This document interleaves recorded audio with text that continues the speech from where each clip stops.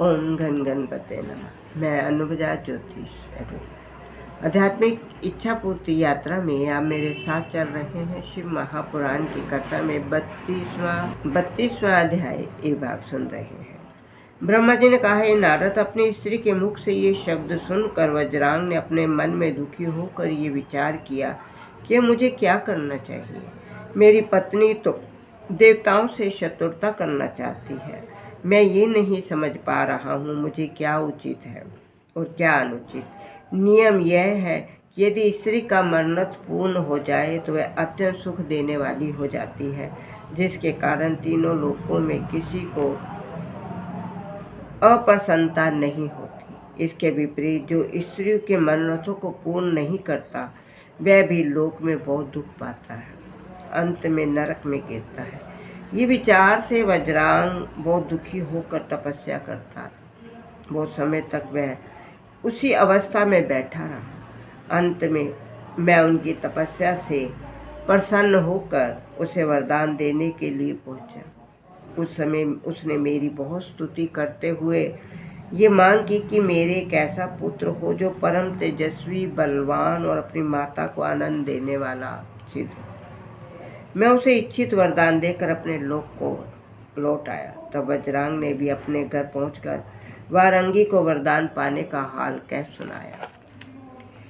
हे नारद, कुछ समय के बाद वारंगी गर्भवती हुई। उसके गर्भ से जब बालक उत्पन्न हुआ उस समय संसार में अनेक प्रकार के उपद्रव होने लगे। पृथ्वी पर भूकंप आने लगा, आकाश से तारे टूट टूट कर गिरने लगे। इस प्रकार उस दुखदायी बालक ने जन्म लिया। वज्रांग ने नियमानुसार जात कर्म आदि संस्कारों को संपन्न किया। उसकी माता को भी अत्यंत प्रसन्नता हुई। वह बालक अपने माता पिता के दुख को दूर करने के लिए उत्पन्न हुआ था, इसलिए उसका नाम तारक रखा गया।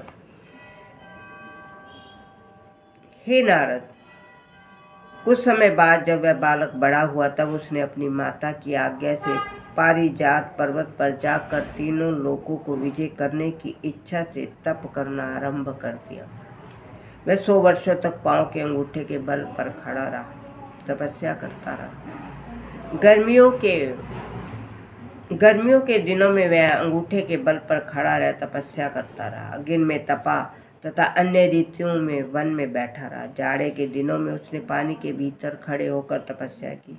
उसकी इस कठिन तपस्या को देखकर जब शिवजी प्रसन्न नहीं हुए तब उसने आसुरी यज्ञ करना आरंभ कर दिया और अपने शरीर को काट काट कर अग्नि के हवन कुंड करने में का व्रत लिया।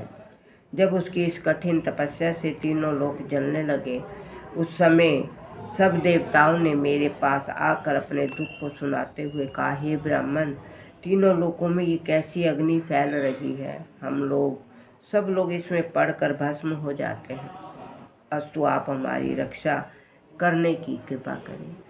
शिव पुराण की कथा आगे सुनने के लिए आप मेरा अगला वीडियो देखिए। ओम नमो शिवाय।